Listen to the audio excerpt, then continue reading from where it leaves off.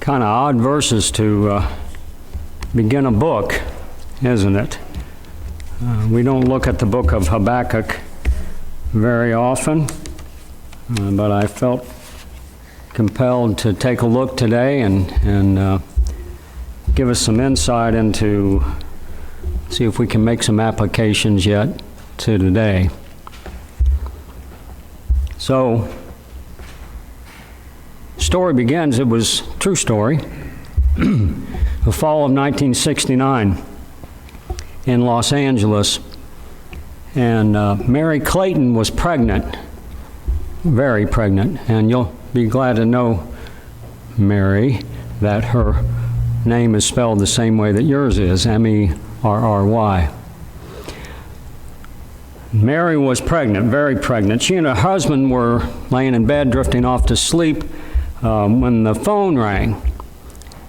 And one of the producers that she knows asked her if she could, he apologized for how late the call was, but he asked her if she could come then, basically in the middle of the night, to sing backup for a song from a band that was there from England, recording one song that they needed a woman's backup voice to be a duet and to sing part of it. So she wasn't really inclined to do so, but her husband said, well, you know, he found out who the band was, and he said, you know, maybe you ought to do that. So she went, curlers and hair, to the where they were recording the music, and she was shown some lyrics that stunned her to begin with, kind of like these verses here stun you when they first are read, and especially out of the Message. He's always just so blatant with things a lot of times.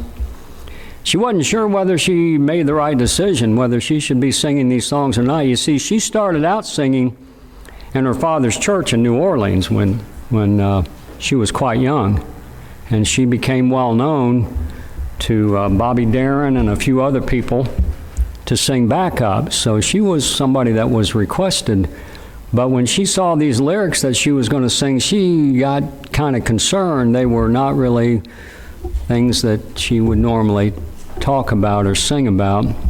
But once they explained the context of the song, she went ahead and relented and said that she would do it. Well, what happened was something that, if you listen to rock and roll at all or ever have, I know you've heard this song. You know, what happened was the production of a protest song that really fit the time there in 1969.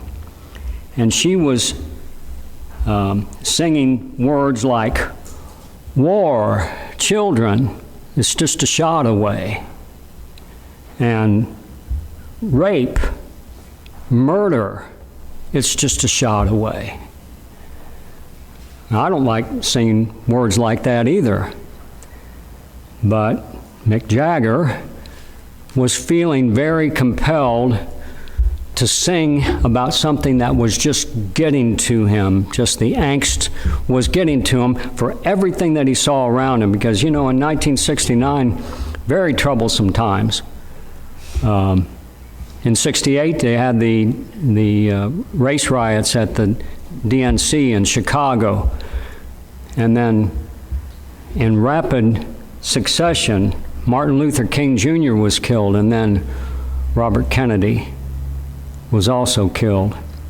The Vietnam War was in full swing. It was ugly. Things were bad. Things were not what they should be. And he wanted to be heard. And really it came out to be that he was expressing what a lot of people were feeling at that time. Now, I was only 12 years old. Most of you weren't even born at that point. But if you look back in history, you can see why he felt some of those things That same kind of feeling is what Habakkuk is expressing here in these first few verses. Now, Habakkuk was a prophet of God, and he was in Israel, and it was about 605 BC, and things were bad in Israel. Israel, he knew as better than maybe a lot of people who the people of Israel should be. And he was looking around them and saw what they were. And he was aghast at that. And he said, God, what is going on? Aren't you going to do anything about this? So first we have the problem. The problem is the verses that were just read. And I'll be switching back from the Message and the NIV because sometimes one speaks the context a little better than the other. But let's read those again now as we have the backdrop of this. The problem, as God gave Habakkuk to see it. God, how long do I have to cry out for help before you listen? How many times do I have to yell, help, murder, police, before you come to the rescue? Why do you force me to look at evil, stare trouble in the face day after day? Anarchy and violence break out, quarrels and fights all over the place. Law and order fall to pieces. Justice is a joke. The wicked have the righteous hamstrung and stand justice on its head. These are the things that he was feeling. This is the problem to him. And we can take a look at that, and it would be very easy to look at what's going on even around us today and maybe say the same things. The very big difference, though, is that the United States is not the chosen people of God. We are a nation that's based on a lot of those principles, and I thank God for that. But no nation, no physical nation, is the nation of God today. The people of God are His church, are His called out ones, and we are the family of God. But we can see these things that are around us, and you kind of feel the same thing, but the strength couldn't be nearly as strong as it was for a prophet of God who knew what God wanted to see those things happening in the very people that were supposed to be representing God in the world. And they were doing a terrible job of it. They were not doing it.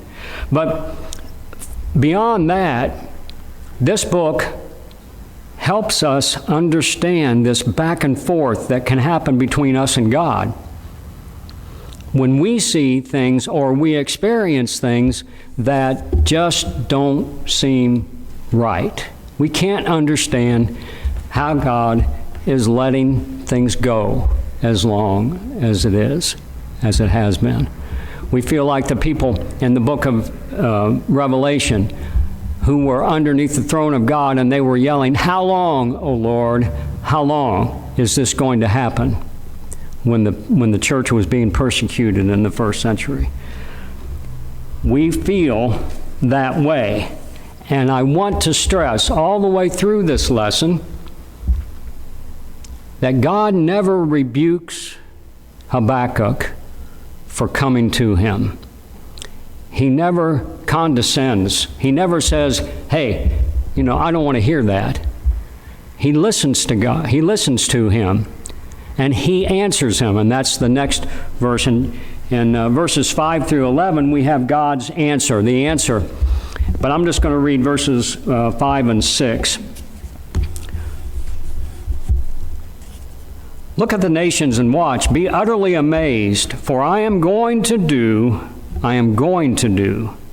something in your days that you would not believe, even if you were told. I am raising up the Babylonians, the Chaldeans, yours might say, that ruthless and impetuous people who sweep across the earth to seize dwellings not their own. God's answer to Habakkuk was, yes, I see what's going on here, and it's wrong. It's very wrong. And so I'm going to raise up the Babylonians, who are, in our minds, worse and most terrible people to carry out my judgment. They're in the next few verses, he says that they're feared and dreaded people. Their horses are swifter than leopards. They fly like an eagle swooping down. They build earthen ramps up to capture the people that they're after. This is a violent, terribly ungodly nation, and God is choosing to use them. They are, the last verse, in verse 11 of this context, next slide, they sweep past like the wind and go on. Guilty people whose own strength is their God. How ungodly are they? That's how ungodly they are. Their own strength is their God. It reminds you of many nations that followed them, even the Assyrians after that, the before that, and then the other nations that came, and especially shown in Rome and their power. That was their God. But God had chosen to use them, and it just does not want to stay up here, does it?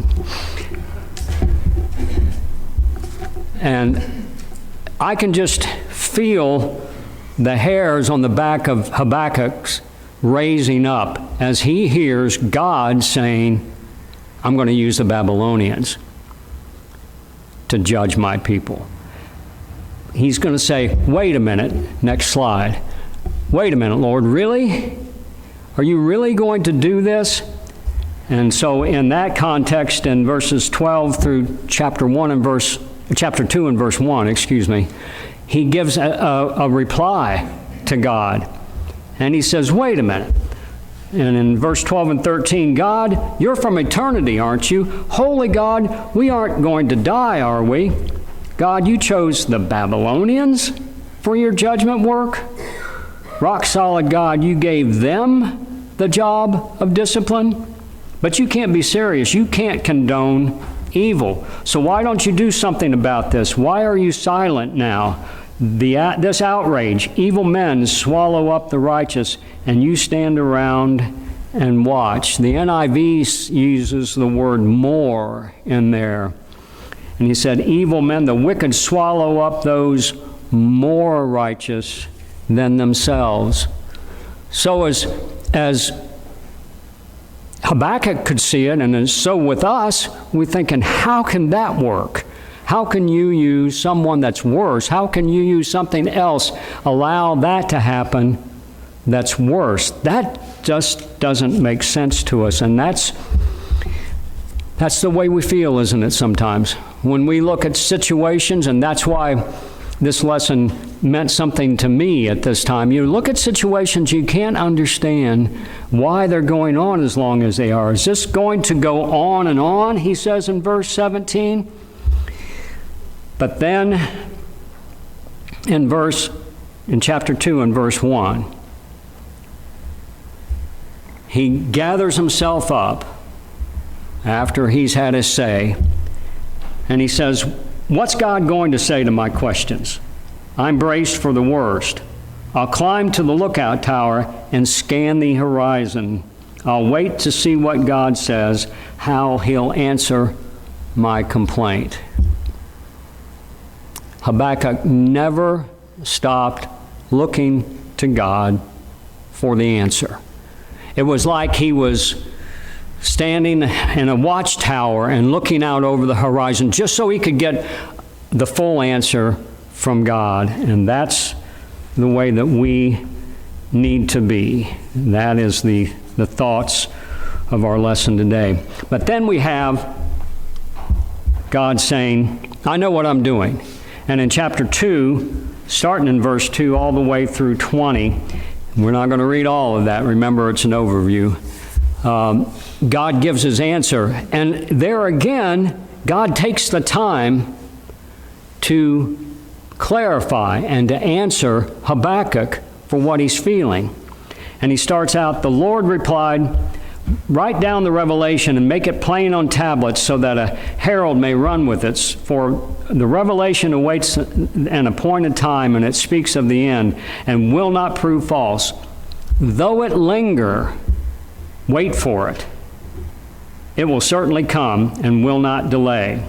And then the verse that we're all pretty familiar with says, see, the enemy is puffed up. His desires are not upright. He starts out that way, saying, this is the Babylonians. These are the Babylonians. They are not upright. They're puffed up. But the righteous person will live by his faithfulness. Some of the versions, King James, New American Standard, just say they will live by his faith. The righteous person will live by his faith. The key in this whole thing is our personal faith in a God who listens to us personally and sees each one of us in every situation that we're in. But it also is a principle that's used all throughout the Scripture. And that word, that phrase, the righteous will live by faith, is repeated over and over again. And it's found in reference to our salvation in Romans, the first chapter, verses 16 and 17, and some verses that are very familiar to us. I'm obligated to for I am not ashamed of the gospel, because it is the power of God that brings salvation to everyone who believes, first to the Jew, then to the Gentile. For in the gospel the righteousness of God is revealed, a righteousness that is by faith from first to last, just as it is written, the righteous will live by faith. So the principle is brought over into our salvation, and knowing that we need to personally make our faith real to God and listen to what he has to say, and then do it and obey what he has to say. And the parallel is really kind of close. There's some things that aren't the same, but there's some things that are. Because in Habakkuk's day, he used an evil and violent people to bring about judgment. And in the day of Christ, in the day that Jesus became our sacrifice and gave us the deliverance, that was brought about by the Roman government, who was just as evil and just as violent and just as terrible a nation as the Babylonians. And God used that situation to bring about his answer, to bring about our salvation. And it made me think last week after my lesson, if you remember my lesson, I know it's a week ago, I barely remember it, but I was talking about W.C. Fields looking for loopholes, and Ruth's mind just churns and goes, and she comes up with these things, and she came up to me afterwards, and he said, isn't it true that Jesus is our loophole? He's the best loophole? And at first when I heard it, I didn't like that, calling Jesus a loophole. That didn't fit in my mind, but it's really true. It's the only way that we can have a relationship with God. It's through the death of Jesus, a terrible thing that happened, but it was his obedience that brought us to our place with God and a relationship with God. So I just thought I'd bring that up. Ruth is very helpful as she looks at the lessons that we do. So back to what Habakkuk's lesson, or what God is saying about the people of Babylon, because we need to get a little clearer picture of this. How is this going to work? How is God going to use that nation who is worse in our minds and condemn? In verses 6 through 8, Who do you think you are? He's speaking to the Babylonians. Getting rich by stealing and extortion. How long do you think you can get away with this? Indeed, how long before your victims wake up, stand up, and make you the victim?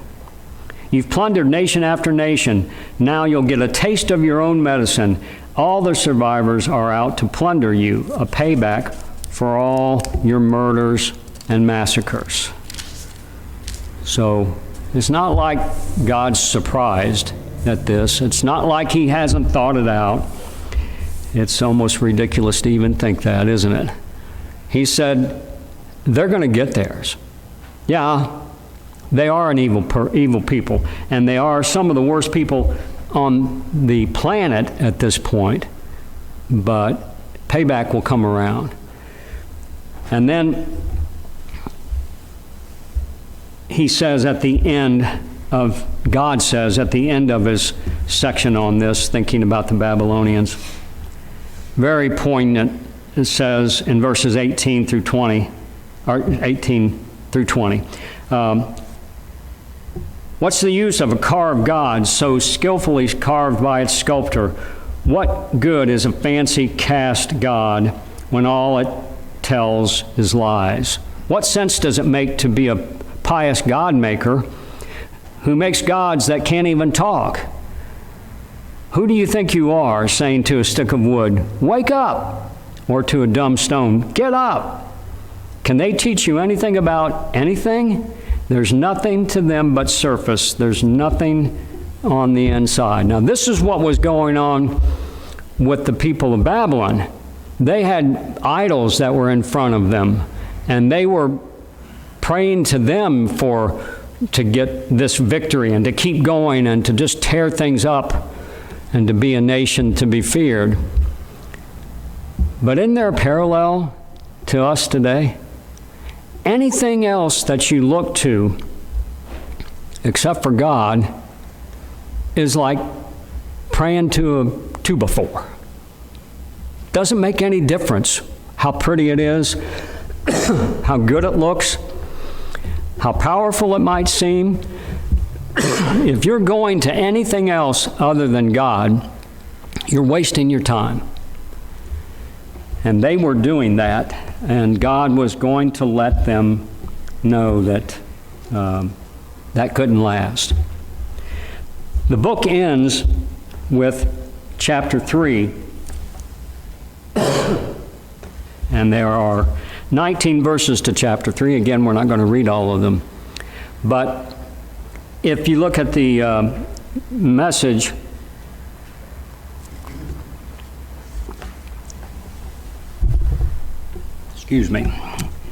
it starts out, verses 1 and 2, a prayer of the prophet Habakkuk with orchestra. I've never seen it translated that way, but it's a whole lot better than the Hebrew word, which is shigioneth. I hope I said that right. I probably didn't. But what it means is with a musical accompaniment. So what Habakkuk has to say now needs to be emphasized with a full orchestra behind it, because the answer is good. And he says in verses 1 and 2, God, I've heard what our ancestors say about you. I'm stopped in my tracks, down on my knees. Do among us what you did among them. Work among us as you worked among them. And as you bring judgment, you surely must remember mercy. And in the next verses, he goes on with a recitation of the history of how there's remembrances of how God brought the people of Israel out of Egypt and delivered them. He uses things like coming up from the south and blazing fire and clouds and the earth shaking and trembling. And it's all a remembrance, just like the people of long ago, to him even long ago, were able to see God do, and that they knew that it was God coming in to the rescue. In verse 13, it says, You came out to deliver your people, to save your anointed one. You crushed the leader of the land of wickedness. The anointed one at that point is the people of God, Israel. And he said, you use this, God, you took care of them. But then the last few verses are a poetic way of Habakkuk stopping and ending this discussion and in this beautiful thankfulness to God. And he acknowledges the truth in the situation. He doesn't just skirt over the fact that this might take some time. Because like I said, as far as we can know, this was about 605. Well, the deliverance didn't fully come until 586. And then they were in captivity for 70 years before they came back. So in all likelihood, Habakkuk never saw the full answer to this. But he said, though the cherry trees don't blossom and the strawberries don't ripen, though the apples are worm-eaten and the wheat fields stunted, though the sheep pens are sheepless and the cattle barns empty. Now, that's a pretty sad situation. When you're an agrarian society, this means everything. Their whole world was a disaster. Yet, I'm singing joyful praise to God. I'm turning cartwheels of joy to my Savior God, counting on God's rule to prevail. I take heart and gain strength. I run like a deer. I feel like I'm the king of the mountain. Now, this book started out with Habakkuk being way down in the dumps. And after God took the time to help him to understand what was going to happen, why it was going to happen, and what the full rendition of this would be, he has this faith that takes him up to the mountaintop. You know, God understands our complaints. God has always been working through history to bring us back to him. The devil, the accuser, Satan, the slanderer, his main goal is to get us to doubt God. No matter what the situation. You might think that it's a small situation, but if it gets underneath and starts prying up the faith that we have in God and makes it weak, he's getting done what he wants to get done. He wants us to doubt the God who throughout history has worked to bring us back into his family. You look at Ephesians chapter 1, and it's the story of God's redemption that started before the beginning of time. And he's always had this in mind. And for us to doubt that, we're just listening to the devil. Now, Mick Jagger had another song called Sympathy for the Devil. And he said, he paints a pretty good picture of Satan in that. And it's kind of worth looking at. I don't know. As far as I know, he's an unbeliever, but please allow me to introduce myself. I'm a man of wealth and taste. I've been around for a long, long year. Stole many a man's soul and faith. That's Satan's full job. That's who he is. That's what he wants to do. And if we don't build ourselves up in our most holy faith and understand that God is in control, he'll accomplish that.